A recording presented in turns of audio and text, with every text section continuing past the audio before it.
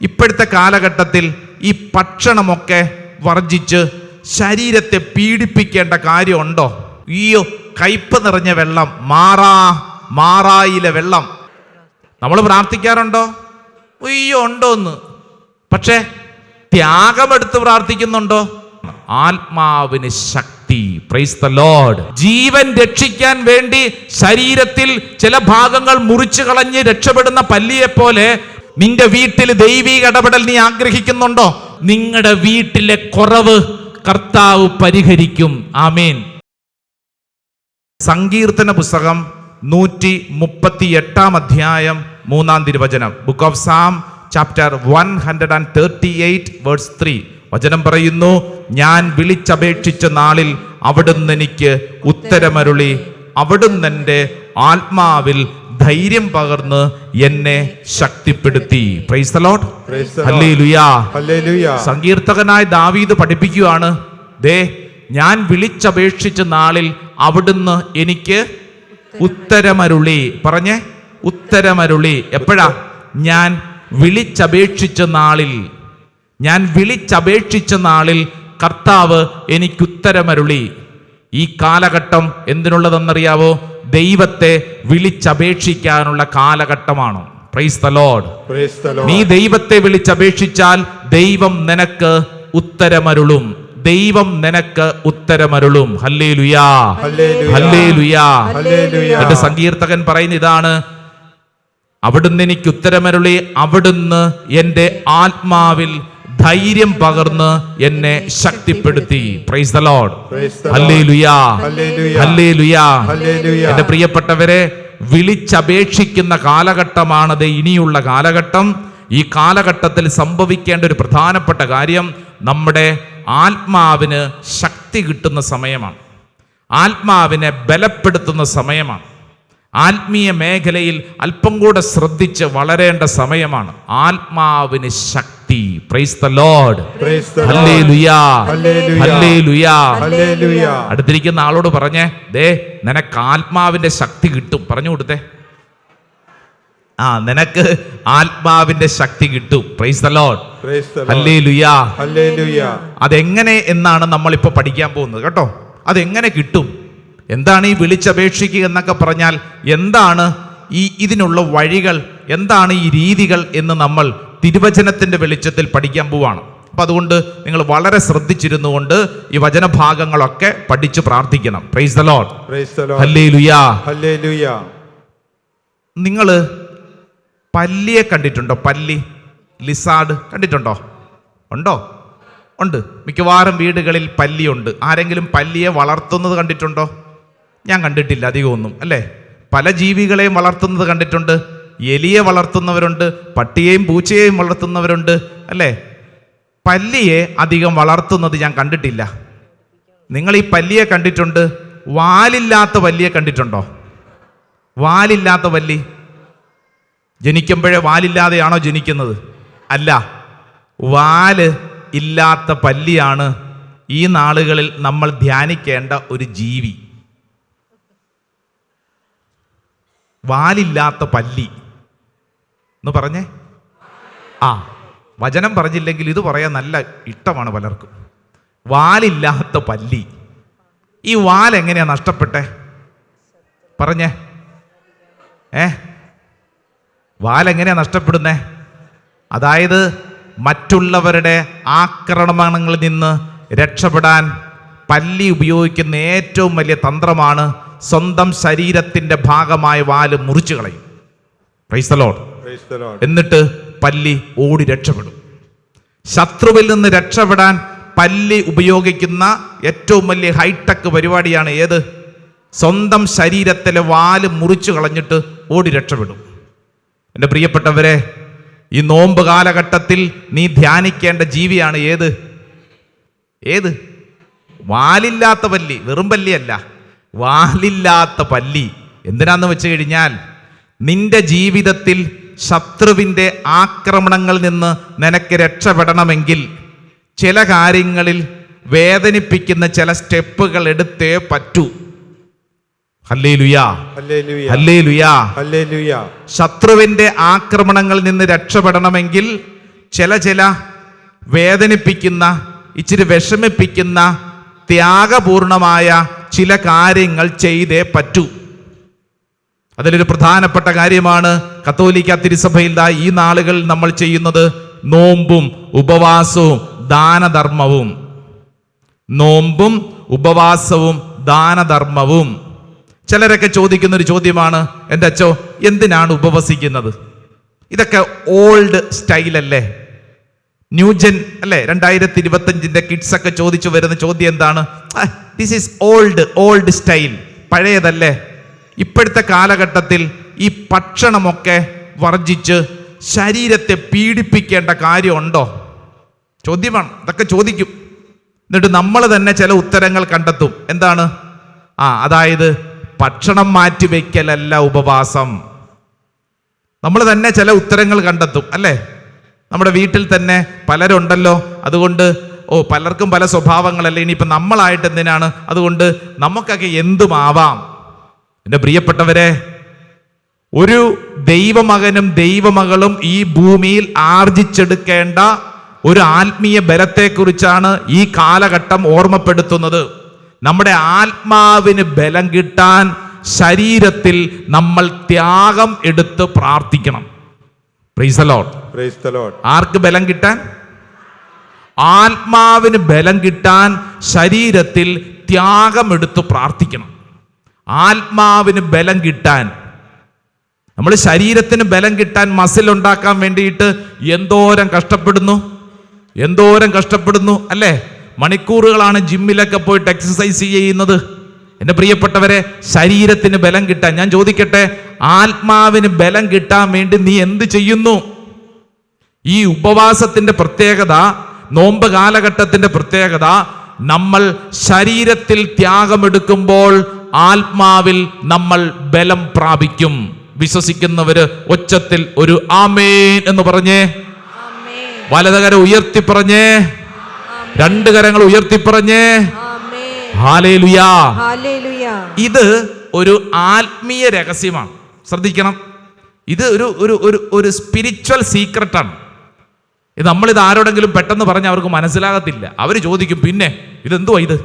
എന്നാൽ തിരുവചനത്തിന്റെ വെളിച്ചത്തിൽ ചില കാര്യങ്ങൾ പഠിച്ചു കഴിഞ്ഞാൽ നമുക്കിതിന്റെ ആത്മീയ രഹസ്യം വെളിപ്പെട്ട് കിട്ടും. Praise the Lord. ഹല്ലേലൂയാ. ഞാൻ നിങ്ങളുടെ മുമ്പിൽ 3 ദൈവവചന ഭാഗങ്ങൾ പ്രത്യേകമായിട്ട് ഈ വിഷയം പഠിക്കുന്നതിന് വേണ്ടി എടുക്കുന്നു.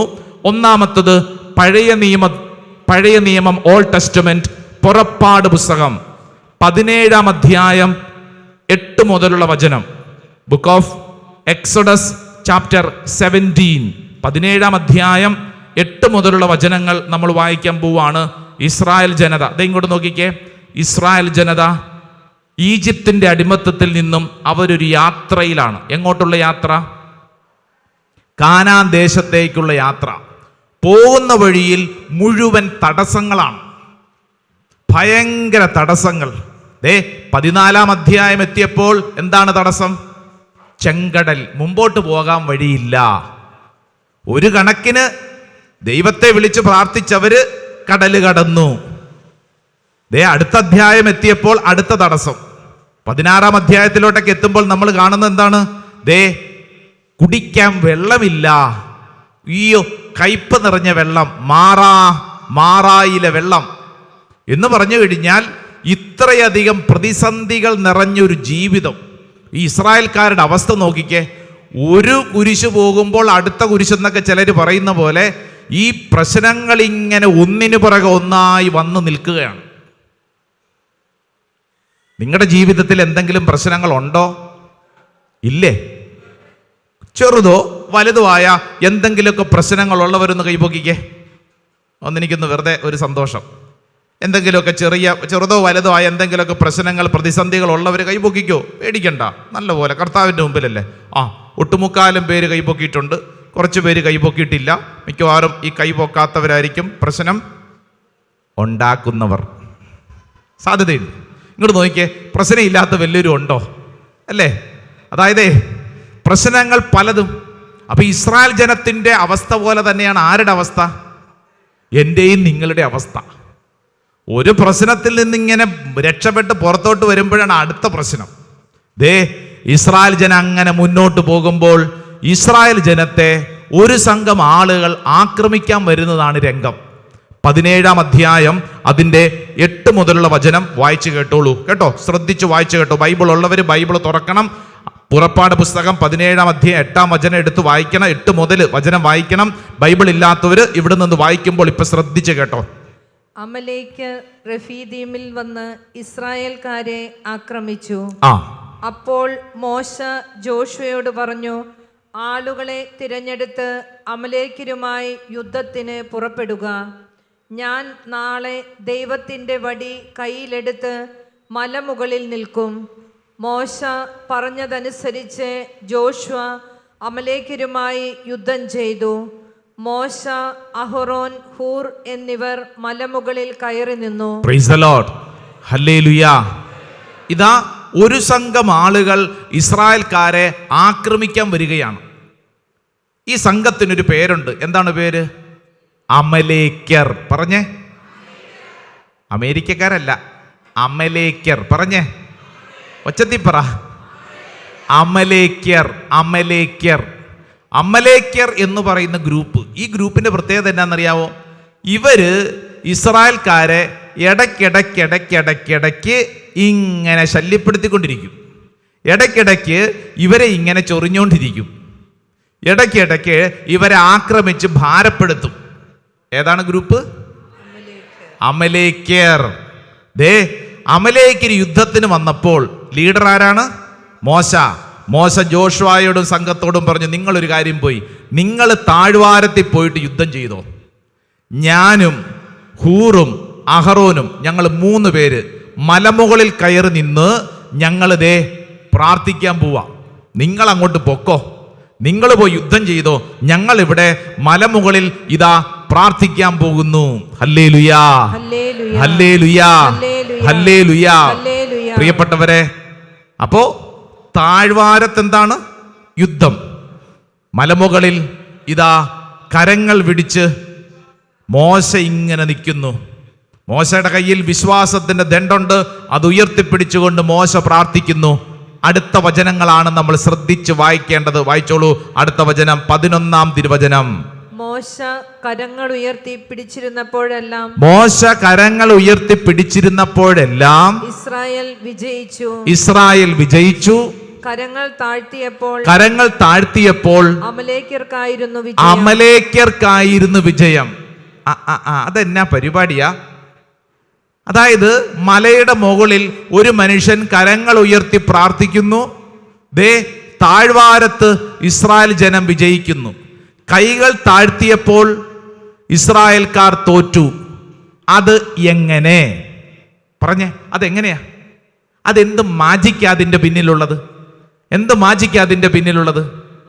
എൻ്റെ പ്രിയപ്പെട്ടവരെ, ഇതാണ് ആത്മീയ രഹസ്യം എന്ന് ഞാൻ പറഞ്ഞത്. നിങ്ങളുടെ ബുദ്ധി കൊണ്ട് നിങ്ങൾ ചിന്തിക്കുകയാണ്. മോശ കൈകൾ ഉയർത്തിപ്പിടിച്ചപ്പോൾ എങ്ങനെ താഴ്വാരത്ത് ഇസ്രായേൽ ജനം വിജയിച്ചുവെന്ന് ബുദ്ധി കൊണ്ട് ചിന്തിച്ചു കഴിഞ്ഞാൽ ഒന്നും മനസ്സിലാകത്തില്ല. എന്നാൽ ആത്മീയമായി ചിന്തിച്ചാൽ അനേകം ഉൾക്കാഴ്ചകൾ ദൈവത്തിന്റെ ആത്മാവ് നമുക്ക് സമ്മാനിക്കും. Praise the Lord. Hallelujah, hallelujah, hallelujah. പ്രിയപ്പെട്ടവരെ, മോശ കൈകൾ ഉയർത്തിപ്പിടിച്ചു എന്ന് പറഞ്ഞു കഴിഞ്ഞാൽ അർത്ഥം എന്താ? മോശ ത്യാഗമെടുത്ത് പ്രാർത്ഥിക്കാൻ തയ്യാറായി. മോശ പ്രാർത്ഥിക്കാൻ തയ്യാറായി എന്നല്ല, മോശ ത്യാഗമെടുത്ത് പ്രാർത്ഥിക്കാൻ തയ്യാറായി. ഹല്ലേലൂയാ, ഹല്ലേലൂയാ. ഒന്ന് പറഞ്ഞേ, ത്യാഗമെടുത്ത് പ്രാർത്ഥിക്കുക. എല്ലാവരും പറഞ്ഞേ, ത്യാഗമെടുത്ത് പ്രാർത്ഥിക്കുക. ത്യാഗമെടുത്ത് പ്രാർത്ഥിക്കുക. വലതും ഇടതും ഇരിക്കുന്ന ആൾക്കൊന്ന് കൈ കൊടുത്തോണ്ട് പറഞ്ഞേ, ത്യാഗമെടുത്ത് പ്രാർത്ഥിക്കണം. ത്യാഗമെടുത്ത് പ്രാർത്ഥിക്കണം. എങ്ങനെ പ്രാർത്ഥിക്കണം? നമ്മൾ പ്രാർത്ഥിക്കാറുണ്ടോ? അയ്യോ, ഉണ്ടോന്ന്. പക്ഷേ ത്യാഗമെടുത്ത് പ്രാർത്ഥിക്കുന്നുണ്ടോ? ഈ കാലഘട്ടത്തിൽ നമ്മൾ ശ്രദ്ധിക്കേണ്ട കാര്യം എങ്ങനത്തെ പ്രാർത്ഥനയാ? ത്യാഗമെടുത്ത് പ്രാർത്ഥിക്കണം. വീട്ടിൽ കുടുംബ പ്രാർത്ഥനയുണ്ട്. ഉണ്ട്. ചോദിക്കട്ടെ, ത്യാഗമെടുത്താണോ പ്രാർത്ഥിക്കുന്നത്? കുടുംബ പ്രാർത്ഥനയുണ്ട്. മുട്ടുകുത്തി കൊന്ത ചെല്ലുന്ന എത്ര പേരുണ്ട് കുടുംബ പ്രാർത്ഥന സമയത്ത്? എത്ര പേരുണ്ട്? എൻ്റെ പ്രിയപ്പെട്ടവരെ, ഞാൻ ഓർക്കുന്നുണ്ട് ചെറുപ്പത്തിലൊക്കെ വീട്ടില് പ്രാർത്ഥനയുടെ സമയമാകുമ്പോഴത്തേക്ക് ഒരു പായ കൊണ്ട് വിരിക്കും. പ്രാർത്ഥന പായ എന്നാ പറയണത്. അത് ചുരുട്ടി വെക്കും, പ്രാർത്ഥനയ്ക്ക് അങ്ങോട്ട് എടുക്കും, എന്നിട്ട് അത് അങ്ങോട്ട് വിതർത്തും. എന്നിട്ട് ഞങ്ങൾ മക്കളല്ല, ഞങ്ങൾ 7 പേരുണ്ട്, ഞങ്ങളുള്ളവരെല്ലാവരും വന്ന് അവിടെ മുട്ടുകുത്തണം. മുട്ടുകുത്തണം. പുറകിൽ അപ്പനുണ്ട്, അപ്പുറത്തെ സൈഡിൽ അമ്മയുണ്ട്. മുട്ടുകുത്തി കൊന്ത ചൊല്ലിക്കോണം. ഇടയ്ക്ക് നമുക്ക് തോന്നും എന്നാ പിന്നെ ഇരിക്കാമല്ലോ എന്ന് വിചാരിച്ചു കഴിഞ്ഞാൽ പുറകിൽ നിന്ന് ഒരു തോണ്ടൽ വരും. എന്തേ? പിന്നെയും മുട്ടുകുത്തണം. മുട്ടുകുത്തണം. ഇന്നിപ്പോ കാലം മാറി, രീതികളൊക്കെ മാറി അല്ലേ? മുട്ടുകുത്താൻ പോയിട്ട് ആള് വേണ്ട അച്ഛാ അല്ലേ? പായൊന്നും ഇല്ല, അതൊക്കെ പോയി. ഇപ്പൊ എന്തായി? ഓരോരുത്തരും ഓരോ സോഫയിലും കസേരയുടെ മൂലയിലൊക്കെ വന്നിരിക്കും.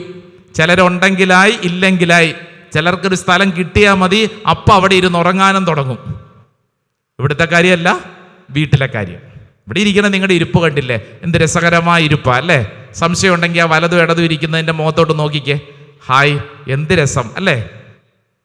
സ്വർഗ്ഗത്തിൽ പറഞ്ഞ ഹല്ലേലൂയ, ഹല്ലേലൂയ. ത്യാഗമെടുത്ത് പ്രാർത്ഥന പറഞ്ഞേ. ഈ മോശ കൈകൾ ഉയർത്തിപ്പിടിച്ചപ്പോൾ ഇസ്രായേൽ ജനം വിജയിച്ചു എന്നതിന്റെ അർത്ഥം, ഇസ്രായേൽ ജനത്തിന്റെ വിജയത്തിന് വേണ്ടി ഒരു വ്യക്തി ത്യാഗം, ശരീരത്തിൽ ത്യാഗം. ആ 2 കരങ്ങൾ നന്നായിട്ടൊന്ന് ഉയർത്തിപ്പിടിച്ചേ. മോശ ഉയർത്തിയതുപോലെ ഉയർത്തിപ്പിടിച്ചേ. ഇങ്ങനെ ഉയർത്തിയ പോരാ, നിവർത്തി ഉയർത്തിപ്പിടിക്കണം. 2 കരങ്ങൾ നന്നായിട്ട് ഉയർത്തിപ്പിടിച്ചോ. എൻ്റെ പ്രിയപ്പെട്ടവരെ, ഇങ്ങനെ ഉയർത്തിപ്പിടിച്ച് പ്രാർത്ഥിക്കാൻ എളുപ്പമാണോ? അല്ല. ഇങ്ങനെ ഉയർത്തിപ്പിടിച്ച് ഒച്ചത്തിൽ ആബാ പിതാവേ എന്ന് വിളിച്ചേ, യേശുവേ എന്ന് വിളിച്ചേ, പരിശുദ്ധാത്മാവേ എന്ന് വിളിച്ചേ, കൈകൾ താഴ്ത്തിക്കേ. പ്രിയപ്പെട്ടവരെ, നമ്മൾ ശരീരത്തിൽ ത്യാഗമെടുത്ത്, കൈകൾ പൊക്കാൻ തന്നെ ചിലർക്ക് ബുദ്ധിമുട്ട്, കൈകൾ പൊക്കിയാൽ തന്നെ ഇത് പിടിച്ചുകൊണ്ട് നിൽക്കാൻ ബുദ്ധിമുട്ട് എന്ന് പറഞ്ഞു കഴിഞ്ഞാൽ കൈകൾക്ക് വേദനയുണ്ടാകും, ശരീരത്തിലൊരു വേദനയുണ്ടാകും. ഈ ത്യാഗമെടുത്ത് പ്രാർത്ഥിക്കുന്ന സമയത്ത് ഇസ്രായേൽ ജനം വിജയിച്ചത് എങ്ങനെയാണ്? ഈ പ്രാർത്ഥന സ്വർഗം തുറക്കുന്നൊരു പ്രാർത്ഥനയാണ്. സ്വർഗത്തിൽ നിന്ന് ദൈവദൂതന്മാർ ഇതാ ഇസ്രായേൽ ജനത്തിനു വേണ്ടി യുദ്ധത്തിനിറങ്ങി. അങ്ങനെയാ ഇസ്രായേൽ ജനം വിജയിച്ചത്. ആമേൻ, ആമേൻ. എങ്ങനെയാണ് ഇസ്രായേൽ ജനം വിജയിച്ചത്? മോശ കൈകൾ ഉയർത്തി പ്രാർത്ഥിച്ചപ്പോൾ സ്വർഗം തുറന്ന് ദൈവദൂതന്മാർ ഇറങ്ങി. സ്വർഗം നിനക്ക് വേണ്ടി യുദ്ധത്തിനിറങ്ങും. ആരിറങ്ങും? സ്വർഗം, ദൈവദൂതന്മാർ നിനക്ക് വേണ്ടി യുദ്ധത്തിനിറങ്ങും. എൻ്റെ പ്രിയപ്പെട്ടവരെ, ഞാൻ പറയുമ്പോൾ ഈ അമലേക്കർ എന്നൊക്കെ പറഞ്ഞല്ലോ, നമ്മുടെ ജീവിതത്തിലും ഉണ്ട് കുറെ അമലേക്കര്. നിങ്ങളെ ചൊറിയാൻ, നിങ്ങളെ മാന്താൻ, നിങ്ങളെ ആക്രമിക്കാൻ, നിങ്ങളെ പീഡിപ്പിക്കാൻ ഇഷ്ടം പോലെ അമലേക്കർ ഉണ്ടോ? അതേ ഉള്ളൂ. ഓർക്കണം, നീ എങ്ങനെയാ നിന്റെ ജീവിതത്തിൽ ഈ അമലേക്കര് നേരിടുന്നത്? എൻ്റെ പ്രിയപ്പെട്ടവരെ, തിരുവചനം പഠിപ്പിക്കുന്ന ഒരു പ്രധാനപ്പെട്ട കാര്യം എന്താണെന്നറിയാവോ? നിസാരപ്പെട്ട ഒരു യുദ്ധമല്ല ഇത്. ഇതൊരു ആത്മീയ യുദ്ധമാണ്. എന്ത് യുദ്ധം? ആത്മീയ യുദ്ധമാണ്. ഹല്ലേലൂയാ, ഹല്ലേലൂയാ. ആത്മീയ യുദ്ധത്തിൽ നമ്മൾ ശ്രദ്ധിക്കേണ്ട ഒരു പ്രധാനപ്പെട്ട കാര്യം വിശുദ്ധ പൗലോസ്ലീഹ നമ്മളെ പഠിപ്പിക്കും. എഫേസ്യർക്ക് എഴുതിയ ലേഖനം 6-ാം അധ്യായം 10, 11, 12 നമുക്ക് വളരെ പരിചിതമായ ഒരു ദൈവവചനമാണ്. ഒന്ന് വായിച്ചേ. വിശുദ്ധ പൗലോസ്ലീഹ, saint Paul's letter to Ephesians chapter 6 verse 10, 11, 12 ഒന്ന് വചനം വായിക്കാം. അവസാനമായി കർത്താവിലും അവിടുത്തെ ശക്തിയുടെ പ്രാഭവത്തിലും കരുത്തുള്ളവരാകുവിൻ. സാത്താന്റെ കുടിലതന്ത്രങ്ങളെ എതിർത്ത് നിൽക്കാൻ ദൈവത്തിന്റെ എല്ലാ ആയുധങ്ങളും ധരിക്കുവേൻ. ഹല്ലേലൂയ. സാത്താന്റെ കുടിലതന്ത്രങ്ങളെ എതിർത്ത് നിൽക്കാൻ എന്ത് വേണം? ദൈവത്തിന്റെ എല്ലാ ആയുധങ്ങളും ധരിക്കണം. Praise the Lord. Hallelujah, hallelujah. പ്രിയപ്പെട്ടവരെ, ഈ യുദ്ധം എന്ന് പറയുന്നത് എന്ത് യുദ്ധമാണെന്നറിയാവോ? നിസാരപ്പെട്ട യുദ്ധമല്ല, ഇത് ആത്മീയ യുദ്ധമാണ്. പറഞ്ഞേ, എന്ത് യുദ്ധം? ആത്മീയ യുദ്ധമാണ്. ഈ യുദ്ധത്തിൽ നമുക്ക് എന്താ വേണ്ടത്?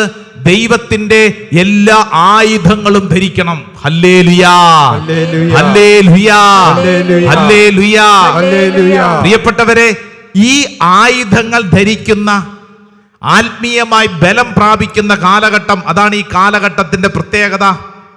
നിസാരമാണെന്ന് കരുതരുത്, നിസാരപ്പെട്ടൊരു യുദ്ധമായിട്ട് കണക്കാക്കരുത് കേട്ടോ. നമ്മുടെ വ്യക്തിപരമായ ജീവിതത്തിൽ തന്നെയുള്ള ചില ചിന്തകളും പാപങ്ങളും വേദനകളും നമ്മുടെ കുടുംബത്തിൽ അനുഭവപ്പെടുന്നത്, നമ്മളെ പല വഴിയിൽ പിശാച് പീഡിപ്പിക്കാൻ ശ്രമിക്കും. ഒരു സംശയം വേണ്ട. നിങ്ങൾ നന്നാവുന്നത് ആർക്കിഷ്ടമല്ല? പറ. സാത്താൻ ഇഷ്ടമല്ല. നിങ്ങൾ ഇപ്പൊ ഇവിടെ ഇരുന്നുകൊണ്ട് വചനം കേട്ടുകൊണ്ടിരിക്കുമ്പോൾ നിങ്ങളെ ആര് ശല്യപ്പെടുത്തും? പറഞ്ഞേ. സാത്താൻ ശല്യപ്പെടുത്തും, പലതരത്തിൽ ശല്യപ്പെടുത്തും. പലതരത്തിൽ ശല്യപ്പെടുത്തും. എൻ്റെ പ്രിയപ്പെട്ടവരെ, വചനം പഠിപ്പിക്കുന്ന ഒരു പ്രധാനപ്പെട്ട കാര്യം, യേശു നൽകുന്ന വലിയ കൃപ സ്വീകരിച്ചുകൊണ്ട് ഈ ആത്മീയ യുദ്ധത്തിൽ നമ്മൾ പങ്കുചേരണം. കാരണം ഇത് നിസ്സാരപ്പെട്ടൊരു യുദ്ധമല്ല. മർക്കോസിന്റെ സുവിശേഷം 9-ാം അധ്യായം. അവൻ പറഞ്ഞു, പ്രാർത്ഥന കൊണ്ടല്ലാതെ മറ്റൊന്നുകൊണ്ടും ഈ വർഗം പുറത്തു പോവുകയില്ല. ഇങ്ങോട്ട് നോക്കിക്കേ. പ്രാർത്ഥന കൊണ്ടല്ലാതെ മറ്റൊന്നുകൊണ്ടും ഈ വർഗം പുറത്തു പോവുകയില്ല. ഹല്ലേലൂയാ, ഹല്ലേലൂയാ, ഹല്ലേലൂയാ. എന്തുകൊണ്ടല്ലാതെ? പ്രാർത്ഥന കൊണ്ടല്ലാതെ മറ്റൊന്നുകൊണ്ടും ഈ വർഗം പുറത്തു പോവുകയില്ല. പ്രൈസ് ദി ലോർഡ്, ഹല്ലേലൂയാ, ഹല്ലേലൂയാ. കഴിഞ്ഞ നാളിൽ ഒരു ധ്യാന അവസരത്തിൽ ഞാനൊരു ചെറുപ്പക്കാരനെ പരിചയപ്പെട്ടു. മിടുക്കൻ ചെറുക്കൻ, കല്യാണം കഴിച്ച് കുടുംബജീവിതം നയിക്കുന്നവനാണ്. ഇവനോട് സംസാരിച്ചു വന്നപ്പോൾ ഇവൻ പറഞ്ഞു, അച്ഛാ, ഞാൻ ഈ പോട്ട ആശ്രമത്തിൽ ഇടയ്ക്കിടയ്ക്കൊക്കെ വന്ന് ഈ ധ്യാന മന്ദിരവും ഈ മണ്ണിലൊക്കെ ചവിട്ടി ഒന്ന് നടന്നിട്ട് പോകും. Price the Lord. അപ്പൊ ഞാൻ ഇവനോട് ചോദിച്ചു, എടാ ഇതെന്നാ പരിപാടിയാ? എൻ്റെ അച്ഛാ, ചിലപ്പോൾ മിക്കവാറും എനിക്ക് ശുശ്രൂഷയിലൊന്നും പങ്കെടുക്കാൻ സമയം കിട്ടുന്നില്ല, എനിക്ക് എൻ്റെ ഓഫീസ് തിരക്കുകളുണ്ട്. പക്ഷേ ഞാൻ ഈ വൈകുന്നേര സമയത്ത് എപ്പോഴെങ്കിലുമൊക്കെ ആയിട്ട് വന്ന് ഞാൻ ഈ പറമ്പിലൂടെയൊക്കെ ഒന്ന് നടന്നിട്ട് പോകും. എൻ്റെ അച്ഛാ, എനിക്ക് കിട്ടുന്ന അനുഭവവും അഭിഷേകവും ഒരു മനുഷ്യനും പറഞ്ഞാൽ മനസ്സിലാകത്തില്ല. ഹല്ലേലൂയാ. അപ്പൊ എനിക്ക് ഭയങ്കരമായ ഒരു ജിജ്ഞാസ, ഇവൻ എന്നതാ ഈ പറയുന്നേ? ഇതിലെ കൂടെ വെറുതെ നടക്കുന്നു, ഈ പറമ്പിൽ കൂടെ നടന്നിട്ട് പോകുന്നു. ഇവന് ഇച്ചിരി ദൂരമുണ്ട്, പക്ഷെ ഇവൻ അവിടെ നിന്ന് കാറെടുത്ത് വന്ന് ഈ പറമ്പിൽ കൂടെയൊക്കെ നടന്നിട്ട് പോകും. ഇവൻ പറയാ, അച്ഛാ, ഞാൻ എത്ര മാനസികമായ പിരിമുറുക്കത്തിലാണെങ്കിലും ഇവിടെ വന്നിട്ട് ഈ പറമ്പിൽ കൂടെയൊക്കെ ഒന്ന് നടന്ന് എൻ്റെ അച്ഛോ എനിക്ക് പറഞ്ഞറിയിക്കാൻ പറ്റുന്നില്ല. അങ്ങനെ നടന്നു കഴിയുമ്പോൾ തന്നെ എന്നിൽ ഭയങ്കരമായ ഒരു ദൈവിക ആനന്ദം നിറയുന്നു. ഹല്ലേലൂയാ, ഹല്ലേലൂയാ, ഹല്ലേലൂയാ. ഞാൻ വീണ്ടും വീണ്ടും ചില കാര്യങ്ങൾ ചോദിച്ചു വന്നപ്പോഴാണ് എനിക്ക് ഇവനെ മനസ്സിലായത്. എൻ്റെ പ്രിയപ്പെട്ടവരെ, മദ്യപാനത്തിന് അടിമ. മദ്യപാനം എന്ന് പറഞ്ഞു കഴിഞ്ഞാൽ നിസാരപ്പെട്ടതായിട്ട് നിങ്ങൾ കണക്കാക്കരുത്. 3 ഡി അഡിക്ഷൻ സെന്ററിൽ ഇവനെ കൊണ്ട് ഇട്ടതാ. 3 ഡി അഡിക്ഷൻ സെന്ററിൽ വ്യത്യസ്ത കാലഘട്ടങ്ങളിൽ ഈ ചെറുപ്പക്കാരനെ കൊണ്ട് ഇട്ടു. ഇവൻ എന്ത് ചെയ്തെന്നറിയോ? ഇവൻ ബുദ്ധിമാനാണ്, പണമുണ്ട്. ഇവൻ ഡി അഡിക്ഷൻ സെന്ററിൽ പോയി അവിടെയുള്ളവരെയും കൂടെ കുടിപ്പിച്ചു. അവിടെ ഉണ്ടായിരുന്ന സെക്യൂരിറ്റി ഗാർഡ്സിനെ വരെ കുടിപ്പിച്ചു. ഇതാണ് ഇവൻ. നിസാരക്കാരനാണോ? അവസാനം വീട്ടുകാർ ഉപേക്ഷിച്ചു. നീ നന്നായി അല്ലടാ. ഇതിൻ്റെ ഇടയിൽ അവൻ കല്യാണവും കഴിച്ചിട്ടുണ്ട്, കരഞ്ഞോണ്ടൊരു ഭാര്യ വീട്ടിലുണ്ട്. എൻ്റെ പ്രിയപ്പെട്ടവരെ, ഇവൻ വീട്ടിൽ 3 ഡി അഡിക്ഷൻ സെന്ററിൽ, കേരളത്തിലെ പല സ്ഥലങ്ങളിൽ പേരും പ്രശസ്തിയുള്ള ഡി അഡിക്ഷൻ സെന്ററിൽ കടന്ന് ഇവൻ ട്രീറ്റ്മെന്റ് നടത്തി. ഒരു ഹോസ്പിറ്റലിൽ ചെന്നപ്പോൾ ഇവന് ഉറക്കം കിട്ടുന്നില്ല. മദ്യം കഴിക്കാത്തത് കൊണ്ട് ഇവൻ ഉറക്കം കിട്ടുന്നില്ല. ഡോക്ടർ ഇവന് സെഡേഷൻ കൊടുത്തു, ഉറങ്ങാനുള്ള മരുന്ന് കൊടുത്തു. പക്ഷേ ആ ഉറങ്ങാനുള്ള മരുന്ന് അവന്റെ ശരീരത്തിൽ ഫലിച്ചില്ല. ഡോക്ടർ പറഞ്ഞു, ഇങ്ങനത്തെ ഒരു കേസ് റയറാണ്, പല പല കേസും കണ്ടിട്ടുണ്ട്. ഇതെന്തൊരു ശരീരം, ഈ ശരീരത്തിൽ മരുന്നൊന്നും ഏക്കുന്നില്ലല്ലോ. ഇങ്ങനെ ജീവിച്ചു കൊണ്ടിരിക്കുന്ന കാലഘട്ടത്തില് പോട്ട ദേശീയ ബൈബിൾ കൺവെൻഷൻ നടക്കുന്നു. ഇവന്റെ വീട്ടുകാര് ഇവിടെ ബൈബിൾ കൺവെൻഷനിൽ പങ്കെടുക്കാൻ വരുന്നു. ഇവൻ മദ്യപിച്ച് ലക്കുകെട്ട് വീട്ടിയിരിക്കുന്നവനാണ്. ഇവന്റെ അമ്മ നിർബന്ധിച്ച് ഈ പോട്ടാശ്രമത്തിലെ കൺവെൻഷന് കൊണ്ടുവന്നു. ഇവനിതൊന്നും വലിയ താല്പര്യമൊന്നുമില്ല. അങ്ങനെ നമ്മുടെ കൺവെൻഷന്റെ ഗ്രൗണ്ടിൽ, ആ പുറകില്, കൺവെൻഷന്റെ പുറകുവശത്ത് നമ്മുടെ മാതാവിന്റെ മരിയൻ മണ്ഡപം ഉണ്ടല്ലോ, ആ മണ്ഡപത്തിന്റെ അപ്പുറത്തെ സൈഡായിട്ട് ഇവൻ അവിടെ ഇങ്ങനെ തൂങ്ങിയിരിക്കുന്നു. ഇവിടെ വലിയ പ്രാർത്ഥനയും ബഹളവും ഒക്കെ നടക്കുന്നു. അവൻ അങ്ങനെ അവിടെ ഇങ്ങനെ തൂങ്ങിയിരിക്കുന്നു. ആ സമയത്ത് ഇവിടെ ബഹുമാനപ്പെട്ട ആൻഡോ ചെറപ്പറമ്പിൽ അച്ഛനാണ് അന്നത്തെ ഈ ശുശ്രൂഷയ്ക്കൊക്കെ നേതൃത്വം കൊടുക്കുന്നത്. ഈ ചെറുപ്പക്കാരൻ ഇവൻ എന്നോട് പറഞ്ഞതാണ്, അച്ഛാ ഞാൻ അവിടെ ഇങ്ങനെ തൂങ്ങിയിരിക്കുമ്പോൾ അച്ഛൻ ഈ ശുശ്രൂഷയുടെ കാര്യങ്ങളൊക്കെ നോക്കിക്കൊണ്ട് ഈ കൺവെൻഷന്റെ പന്തലിലൂടെയൊക്കെ നടക്കുന്നു. അങ്ങനെ നടന്ന് എൻ്റെ മുമ്പിലും വന്നു. അച്ഛൻ പല കാര്യങ്ങളും സ്റ്റേജും കാര്യങ്ങളൊക്കെ എങ്ങനെയുണ്ടെന്ന് നോക്കിക്കൊണ്ട് നിൽക്കുക. ജനക്കൂട്ടം, വലിയ പ്രാർത്ഥന. ഇവൻ ഇതൊന്നും പങ്കെടുക്കാതെ അവൻ അവിടെ തൂങ്ങിയിരിക്കുന്നു. അച്ഛൻ ചെന്നിട്ട് ഇവന്റെ തലയെ കൈവച്ചിട്ട് ഒരു പ്രാർത്ഥന. എൻ്റെ പ്രിയപ്പെട്ടവരെ, നിങ്ങൾ വിശ്വസിക്കുമെന്നറിഞ്ഞുകൂടാ, ഒരൊറ്റ പ്രാർത്ഥന ഇന്ന് വരെ പിന്നീട് അവൻ മദ്യപിച്ചിട്ടില്ല.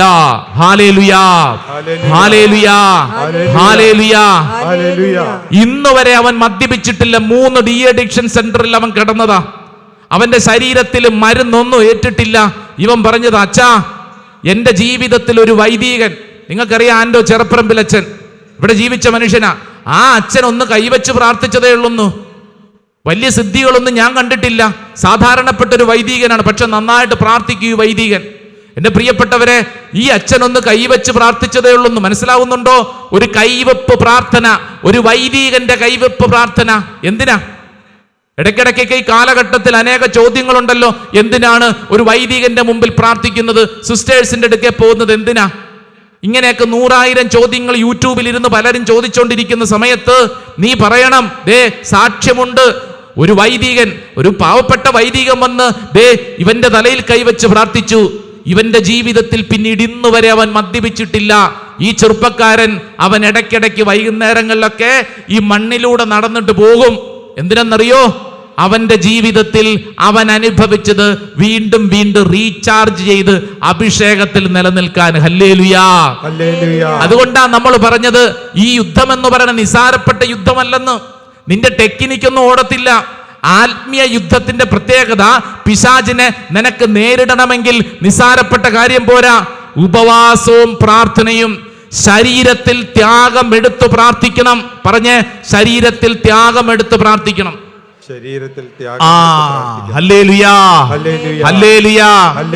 അടുത്ത വചനം നമ്മൾ വായിക്കുന്നത് ദാനിയേലിന്റെ പുസ്തകം 10-ാം അധ്യായം 2-ാം തിരുവചനം. ദാനിയേൽ, book of Daniel chapter 10 verse 2. വളരെ പരിചിതമായ ഒരു തിരുവചന ഭാഗമാണ്. ദാനിയേലിനെ കുറിച്ചൊരു വചനഭാഗം പറഞ്ഞിട്ടുണ്ട്. ദാനിയേലിന്റെ പുസ്തകം 10-ാം അധ്യായം 2-ാം തിരുവചനം.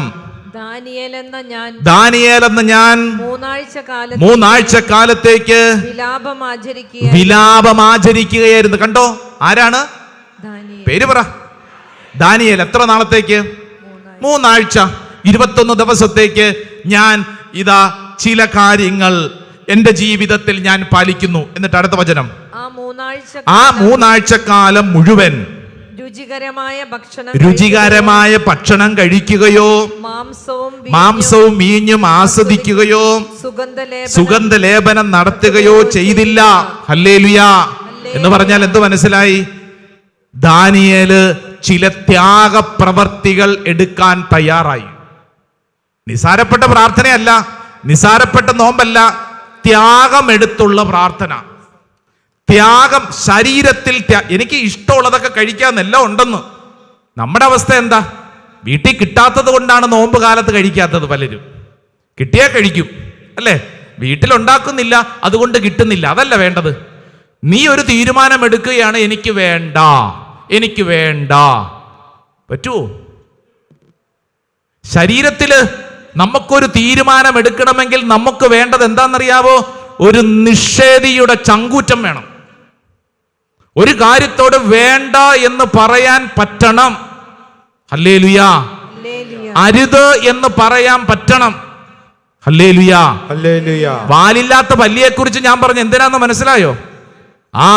ജീവൻ രക്ഷിക്കാൻ വേണ്ടി ശരീരത്തിൽ ചില ഭാഗങ്ങൾ മുറിച്ചു കളഞ്ഞ് രക്ഷപ്പെടുന്ന പല്ലിയെ പോലെ നമ്മുടെ ജീവിതത്തിൽ നമുക്കൊരു നിഷേധിയുടെ ഒരു ചങ്കൂറ്റം വേണം. ഹല്ലേലൂയാ. ചില കാര്യങ്ങൾ വേണ്ട എന്ന് വെക്കാൻ പറ്റണം, പഠിക്കണം. Praise the Lord. അടുത്തിരിക്കുന്നവരോട് പറഞ്ഞു കൊടുത്തേ, ചില കാര്യങ്ങൾ വേണ്ട എന്ന് വെക്കാൻ പഠിക്കണം. Praise the Lord. Hallelujah, hallelujah. മനുഷ്യർക്ക് മാത്രമേ ഇത് പറ്റുകയുള്ളൂ. ഏത്? വേണ്ട എന്ന് വെക്കാൻ. പട്ടിക്കും പൂച്ചയ്ക്കും പറ്റുമോ? ഇല്ല. ഇപ്പൊ ഉദാഹരണത്തിന് ഇങ്ങോട്ട് നോക്കിയേ, ദേ നോമ്പ് കാലഘട്ടം, പട്ടിയുടെ മുമ്പിൽ ഒരു എല്ലിൻ കഷ്ണം കിടക്കുമ്പോൾ പട്ടി ചിന്തിക്കുവാണ്, ഈസ്റ്റർ ആയിട്ട് ഇനി ഞാൻ കടിക്കുകയുള്ളൂ. പറയുവോ? ഇല്ല. എല്ലിൻ കഷ്ണം കണ്ട പട്ടി കടിക്കും. പൂച്ചയുടെ മുമ്പിലൂടെ ഒരു എലി പോകുമ്പോഴത്തേക്ക് പൂച്ച പറയുവോ? വേണ്ട, നോമ്പാണ്, ഇനി ഞാൻ തൊടിയേല. പറയുവോ? ഇല്ല. പൂച്ച എലിയെ കണ്ട പുറകെ പോകും. ആന കരിമ്പങ്കാട് കാണുമ്പോൾ ഇതെന്റെ മുതലാളിയുടെയാണോ തൊഴിലാളിയുടെയാണോ വിഭൂതിയാണോ ദുഃഖവെള്ളിയാണോ നോമ്പാണോ എന്ന് ചിന്തിക്കുവോ? ഇല്ലെന്ന്. ആന കരിമ്പങ്കാട് കണ്ടാൽ അതിൻ്റെ അകത്ത് കയറും. കാരണം അത് ആനയുടെ സ്വഭാവമാണ്, പൂച്ചയുടെ സ്വഭാവമാണ്, പട്ടിയുടെ സ്വഭാവമാണ്. എന്ന് പറഞ്ഞു കഴിഞ്ഞാൽ ഈ ജീവജാലങ്ങൾ ഈ പ്രപഞ്ചത്തിൽ ജീവിക്കുന്നത് അവയുടെ വാസനകൾക്കനുസരിച്ചും തോന്നലുകൾക്കനുസരിച്ചുമാണ്. മലയാളത്തിൽ വിളിക്കും തോന്നലുകൾക്കനുസരിച്ച് ജീവിക്കുന്നവരെ തോന്നിവാസി. നിന്നെ ദൈവം സൃഷ്ടിച്ചത് തോന്നിവാസിയായിട്ട് ജീവിക്കാനാണോ? പറയൂ, ഒച്ചത്തി പറ. അല്ലെന്ന്. അങ്ങനെ ജീവിച്ചാൽ നീയും പട്ടിയും പൂച്ചയും തമ്മിൽ എന്നാ വ്യത്യാസം? ഈ പ്രപഞ്ചത്തിൽ നിനക്കൊരു കാര്യം വേണ്ട എന്ന് വെക്കാൻ പറ്റണം, അരുത് എന്ന് പറയാൻ പറ്റണം. അതാണ് ഒരു നിഷേധിയുടെ ചങ്കൂറ്റം. ചില കാര്യങ്ങൾ എനിക്ക് വേണ്ട, എനിക്കിത് നല്ലതല്ല. ഷുഗർ പേഷ്യൻസ് എന്ത് വേണ്ടാന്ന് വെക്കും? പഞ്ചസാര ലഡുവൊക്കെ വേണ്ടാന്ന് വെക്കും, കട്ടെടുത്ത് തിന്നും. എന്നാലും ഓർത്തെ, ഈ വേണ്ടാന്ന് വെക്കുന്ന എന്തുകൊണ്ടാ? അത് കഴിച്ചാൽ ഷുഗർ കൂടും, ചത്തുപോകും, അറിയാം. അപ്പൊ അതുകൊണ്ട് എന്ത് ചെയ്യും? ചില കാര്യങ്ങൾ വേണ്ടാന്ന് വെക്കും. എൻ്റെ പ്രിയപ്പെട്ടവരെ, ഈ കാലഘട്ടത്തിൽ നമുക്ക് വേണ്ടത് എന്താണ്? ഒരു നിഷേധിയുടെ ചങ്കൂറ്റം. ഹല്ലേലൂയാ. വലത് ഇടത് ഇരിക്കുന്നവർ കൈ കൊടുത്തോണ്ട് പറ, ഒരു നിഷേധിയുടെ ചങ്കൂറ്റം. ഒരു നിഷേധിയുടെ ചങ്കൂറ്റം. Praise the Lord. ഹല്ലേലൂയാ. ചില കാര്യങ്ങൾ വേണ്ടാന്ന് വെക്കണം. ദാനിയേൽ അങ്ങനെ വേണ്ടാന്ന് വെച്ചപ്പോൾ എന്ത് സംഭവിച്ചെന്നറിയോ? ദേ വായിച്ച് മുന്നോട്ട് നീങ്ങുമ്പോൾ ദാനിയേലിന്റെ പുസ്തകം 10-ാം അധ്യായം അതിന്റെ 11-ാം തിരുവചനം വായിച്ചേ.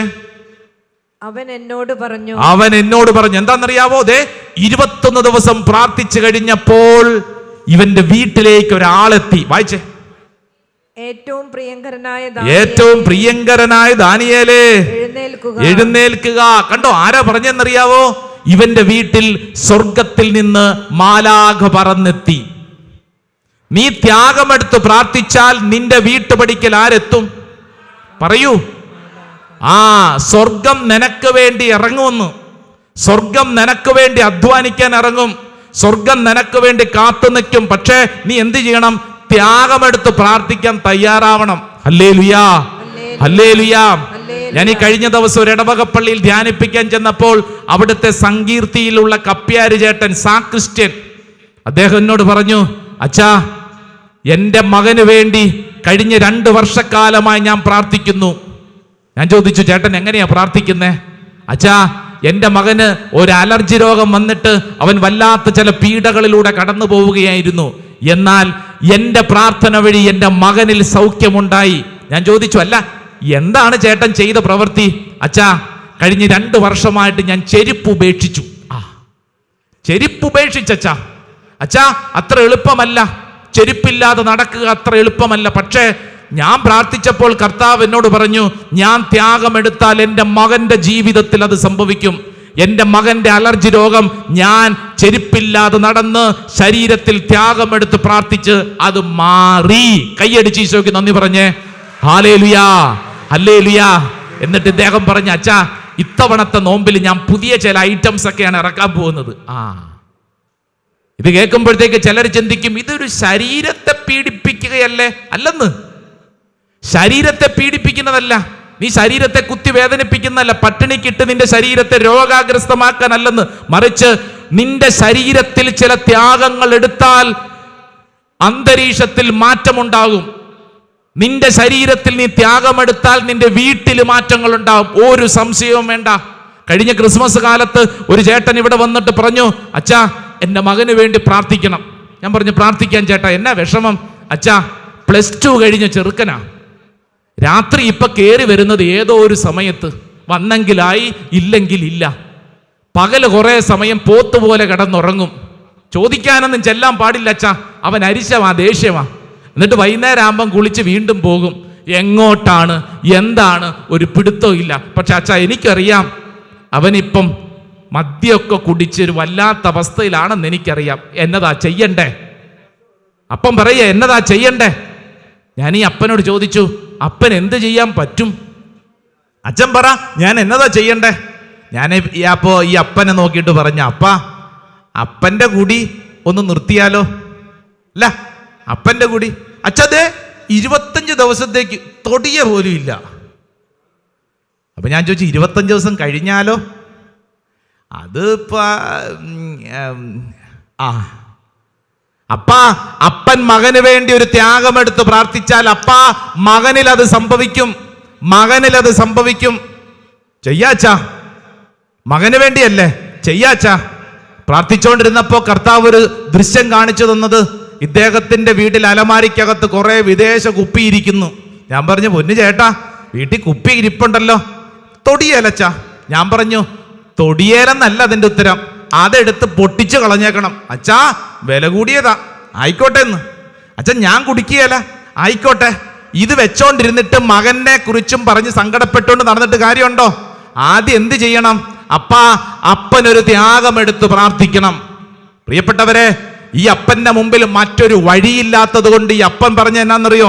അച്ഛാ, ദേ ഇന്ന് മുതൽ ഈ പോട്ടാശ്രമത്തിൽ ഞാനൊരു തീരുമാനമെടുക്കുന്നു. ഇനിമേൽ എൻ്റെ മകന് വേണ്ടി ഞാനൊരു തീരുമാനം, ഞാൻ മദ്യപിക്കില്ല. ഹല്ലേലൂയാ, ഹല്ലേലൂയാ. അപ്പൻ ഡിസംബർ മാസം ആദ്യ നാളുകളിലാണ് തീരുമാനമെടുത്തത്. ജനുവരി മാസത്തെ 2ാമത്തെ ഈ ധ്യാന മന്ദിരത്തിൽ ഒരു ധ്യാനത്തിന് അപ്പനും മക്കളും ഇവിടെ വന്ന് ധ്യാനത്തിൽ പങ്കെടുത്ത് ആ കുടുംബം ഇന്ന് സമാധാനത്തിൽ കഴിയുന്നു. നല്ല വെടിക്കെട്ട് കൈയടി കർത്താവായി കൊടുത്തേ. ഹല്ലേലൂയാ, ഹല്ലേലൂയാ. നിന്റെ ശരീരത്തിൽ ഒരു ത്യാഗമെടുത്താൽ അത് അന്തരീക്ഷത്തിൽ വെളിപ്പെടും. ഒരു സംശയവും വേണ്ട. നിന്റെ ശരീരത്തിൽ ഒരു ത്യാഗമെടുത്താൽ സ്വർഗം നിനക്ക് വേണ്ടി നിലകൊള്ളും. നിന്റെ വീട്ടിൽ സ്വർഗം ഇറങ്ങും. സ്വർഗം ഇറങ്ങുമെന്ന്. ഹല്ലേലൂയാ, ഹല്ലേലൂയാ. 3ാമത്തെ ദൈവവചനം ലൂക്കാസ് വിശേഷം 22-ാം അധ്യായം 39-ാം തിരുവചനം. Saint Luke's gospel chapter 22 verse 39. ഒന്നെടുത്ത് വായിച്ച് മനോഹരമായിട്ടുള്ളൊരു വചനം പഠിക്കാം. ഈശോയെ കുറിച്ചാണ് പഠിക്കുന്നത്. ഈശോ ജീവിതത്തിൽ എടുത്ത വലിയ ഒരു നിലപാട്. 22-ാം അധ്യായം 39-ാം തിരുവചനം വായിച്ചോ. അവൻ പുറത്തു വന്ന് പതിവ് പോലെ ഒലിവ് മലയിലേക്ക് പോയി. യെസ്, അതായത് ഈശോ ഗെത്സമനിയിൽ പ്രാർത്ഥിക്കുന്നതാണ് രംഗം കേട്ടോ. ഗെത്സമനിയിൽ ഈശോ പ്രാർത്ഥിക്കുന്നു. ദേ, പ്രാർത്ഥന മുന്നോട്ട് നീങ്ങിക്കൊണ്ടിരിക്കുമ്പോൾ അതിന്റെ 43-ാം തിരുവചനം പറഞ്ഞേ. 43. അപ്പോൾ അവനെ ശക്തിപ്പെടുത്താൻ സ്വർഗത്തിൽ നിന്ന് ഒരു ദൂതൻ പ്രത്യക്ഷപ്പെട്ടു. ഹല്ലേലൂയാ. എപ്പോഴാണെന്നറിയാവോ? ദേ, ഗെത്സമീൻ തോട്ടത്തില് ഈശോ രക്തം വിയർത്ത് പ്രാർത്ഥിക്കുന്ന അവസ്ഥ. എപ്പോഴാ ഒരു മനുഷ്യൻ രക്തം വിയർക്കുന്നത്? പറഞ്ഞേ, എപ്പോഴാ? നിങ്ങൾ ആരെങ്കിലും വിയർക്കുമ്പോൾ രക്തം വിയർത്തിട്ടുണ്ടോ? എന്റെ പ്രിയപ്പെട്ടവരെ, മനഃശാസ്ത്രമൊക്കെ സയൻസ് പഠിപ്പിക്കുന്ന ഒരു കാര്യം, അത്രമേൽ മാനസിക പിരിമുറുക്കം ഉണ്ടായി ഉള്ളിൻ്റെ ഉള്ളിൽ കഠിനമായ ഒരു അവസ്ഥയിലൂടെ കടന്നു പോകുമ്പോൾ നമ്മുടെ ഗ്രന്ഥികളിൽ വിയർപ്പ്, അത് രക്തത്തുള്ളികൾ പൊടിയും. അത്രത്തോളം പിരിമുറുക്കം. എന്താ ഈശോയുടെ പിരിമുറുക്കത്തിന്റെ കാരണം? മരണം, കുരിശുമരണം, കുരിശുമരണം. ശരീരത്തിൽ ഇങ്ങനെ വേദന ഏറ്റുകൊണ്ടിരിക്കുമ്പോൾ, ഈ വേദന ഏറ്റുകൊണ്ടിരിക്കുമ്പോൾ ഒരു കാര്യം സംഭവിച്ചു. ഏതാ വചനം?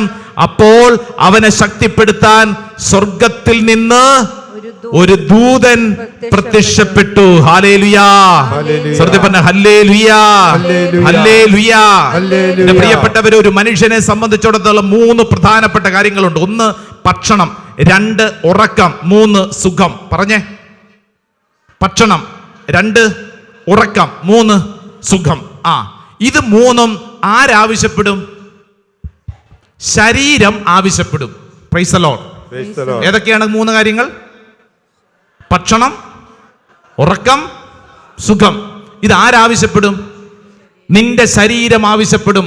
ഈശോ ഗെത്സമീൻ തോട്ടത്തിൽ ഉറങ്ങി പ്രാർത്ഥിച്ചെന്നാണോ ഉണർന്നിരുന്ന് പ്രാർത്ഥിച്ചെന്നാണോ? പറഞ്ഞേ. ഉറക്കം വരുന്നുണ്ട്. ഈശോ ഉറങ്ങിക്കൊണ്ടിരുന്നോ? പറ. ഈശോ എന്ത് ചെയ്തു? ഉറക്കത്തെ, ശരീരത്തിന്റെ പ്രവണതയെ തോൽപ്പിച്ചു. ഹല്ലേലൂയാ.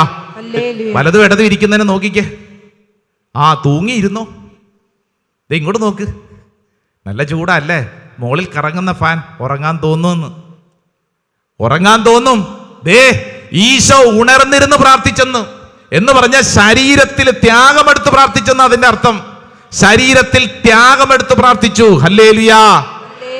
ഈ ശരീരത്തിന്റെ സുഖത്തെ, ശരീരത്തിന്റെ ആഗ്രഹങ്ങളെ നിഗ്രഹിച്ച് പ്രാർത്ഥിച്ചു. Praise the Lord. ഹല്ലേലൂയാ. അങ്ങനെ പ്രാർത്ഥിച്ചപ്പോൾ സ്വർഗത്തിൽ നിന്ന് ദൈവദൂതനിറങ്ങി ശക്തിപ്പെടുത്തി, ആത്മാവിൽ ശക്തി കൊടുത്തു. നിന്റെ വീട്ടിൽ ദൈവിക ഇടപെടൽ നീ ആഗ്രഹിക്കുന്നുണ്ടോ? ഉണ്ടെങ്കിൽ എന്ത് ചെയ്യണം? ആത്മീയ മേഖലയിൽ ശ്രദ്ധിക്കണം. ശരീരത്തിൽ ത്യാഗമെടുത്ത് പ്രാർത്ഥിക്കണം. പ്രത്യേകിച്ച് ചില കുടുംബങ്ങളിലെ തകർച്ചകളുടെ കാരണം അന്വേഷിച്ചു നോക്ക്.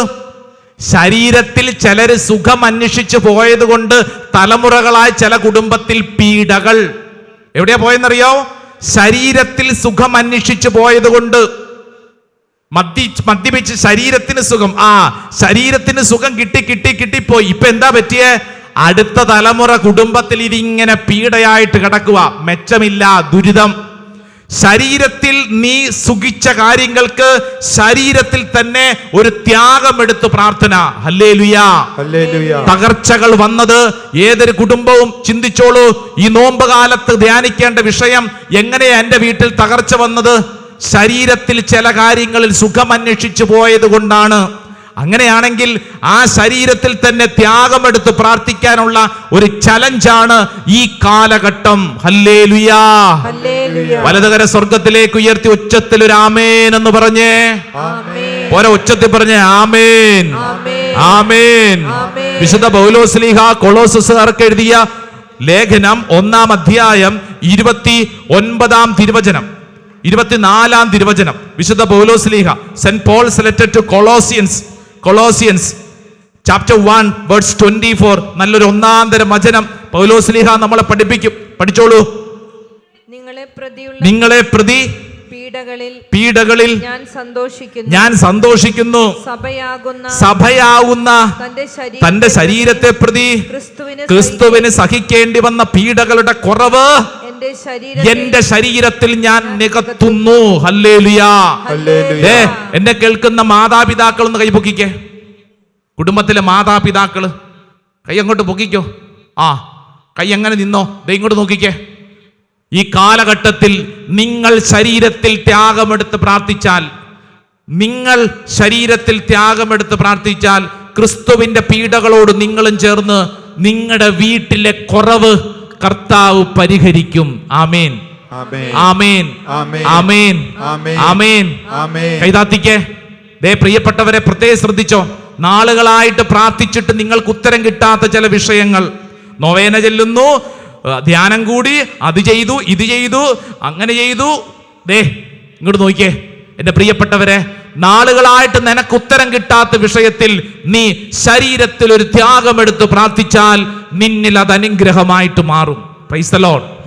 ഹല്ലേലൂയാ. ഹല്ലേലൂയാ. ഹല്ലേലൂയാ. ഹല്ലേലൂയാ. പ്രിയപ്പെട്ടവരെ, 2 കരങ്ങൾ സ്വർഗത്തിലേക്ക് ഉയർത്തിപ്പിടിച്ചേ. നന്നായിട്ട് ഉയർത്തിപ്പിടിച്ചോ. സങ്കീർത്തനം 138:3. ഞാൻ വിളിച്ചപേക്ഷിച്ച നാളിൽ അവിടുന്ന് എനിക്ക് ഉത്തരമരുളി, അവിടുന്ന് എൻ്റെ ആത്മാവിൽ ധൈര്യം പകർന്ന് എന്നെ ശക്തിപ്പെടുത്തി. കർത്താവേ, ഈ ശുശ്രൂഷ സമയത്ത് ഞാനിതാ വിശ്വസിക്കുന്നു, ഏറ്റെടുക്കുന്നു. എൻ്റെ ജീവിതത്തിൽ ത്യാഗമെടുത്ത് പ്രാർത്ഥിക്കാൻ എനിക്ക് ശക്തി വേണം. എന്റെ കുടുംബത്തിന് വേണ്ടി ത്യാഗമെടുത്ത് പ്രാർത്ഥിക്കാൻ എനിക്ക് ശക്തി വേണം. ദേ കരങ്ങൾ ഉയർത്തി ദൈവജനെ എഴുന്നേറ്റ് നിന്നേ. 2 കരങ്ങൾ സ്വർഗത്തിലേക്ക് ഉയർത്തിപ്പിടിച്ചോ.